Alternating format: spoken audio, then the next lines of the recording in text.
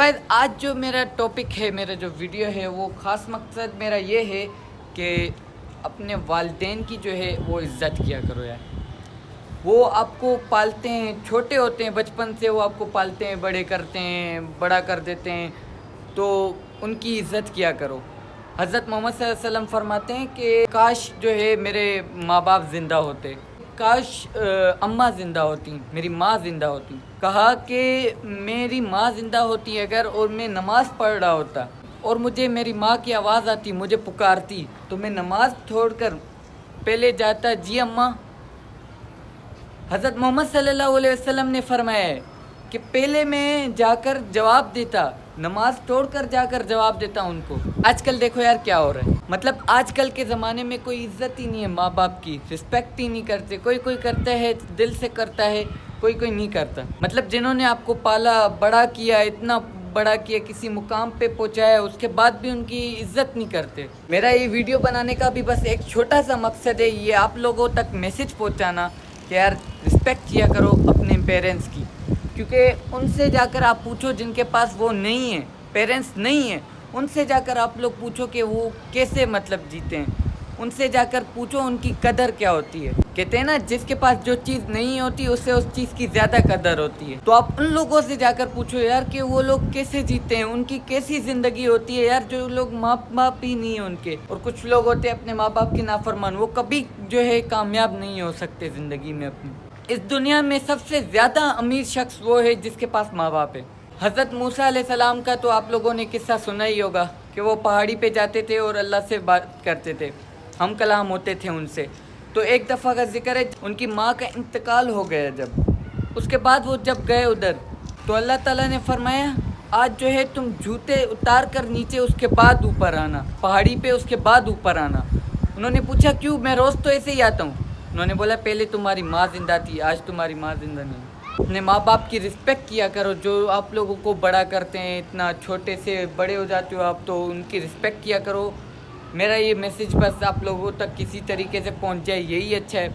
और माँ अगर पालती है तो बाप कमा कर लाता है, वो घर को चलाते हैं। वो कैसे चलाते हैं सिर्फ उसे ही पता है, टेंशन सारी उनके ऊपर होती है कि क्या करना है, कैसे संभालना है, सारा कुछ कैसे चलाना है। हज़रत मालिक बिन दिनार फरमाते हैं कि मैंने अपनी ज़िंदगी में 60 हज अदा किए। एक दफ़ा जब मैं हज पे गया तो वहाँ लाखों का हजूम था, लाखों का इज्तिमा था, बहुत सारे लोग थे। तो मैंने दिल में सोचा कि ए अल्लाह, इन सारों का हज अदा भी हुआ है या नहीं।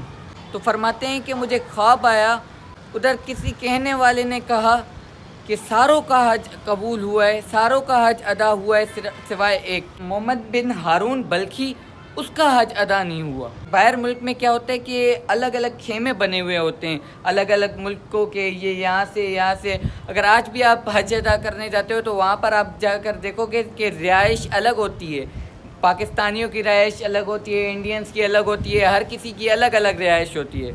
तो फरमाते सुबह को मैं जब उठा, मैं चला गया, मैं सीधा जाकर वहाँ पे पहुँचा जहाँ पे अलग मुल्क के लोग रहते थे। उन्होंने कहा कि मैं वहाँ पर गया और पूछा किसी से कि मोहम्मद बिन हारून बल्खी कहाँ मिलेंगे।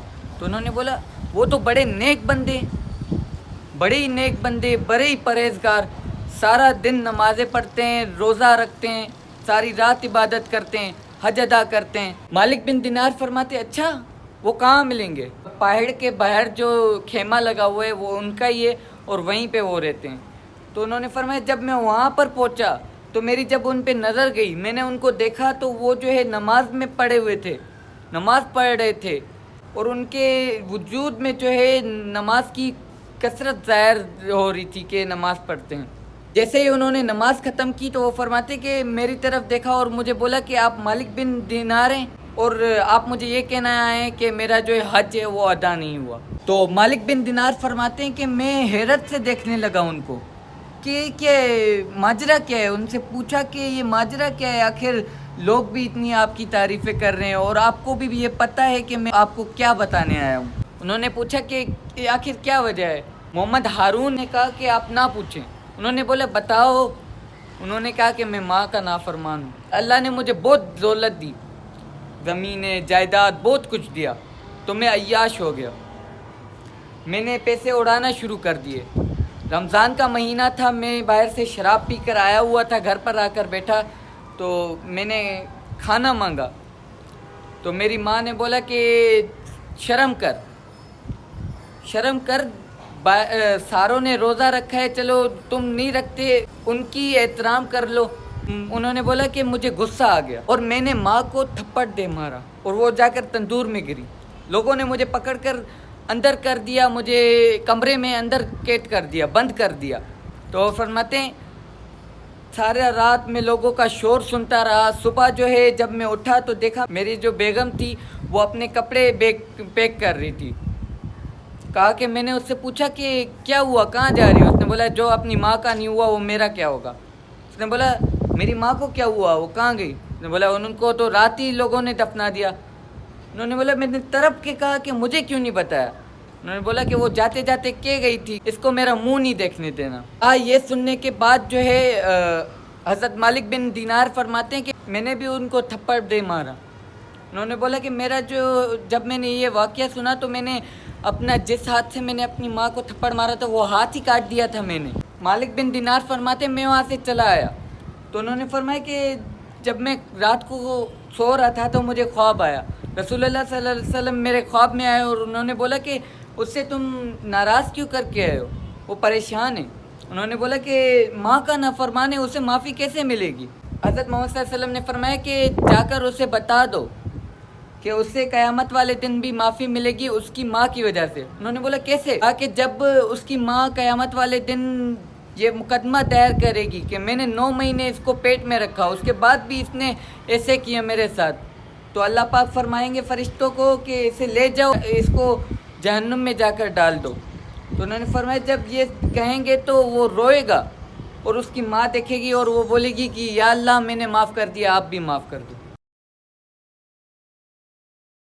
Click the show links and enjoy watching the amazing videos. Subscribe at K2 Neo Vlog for more interesting videos and press the bell icon for more updates.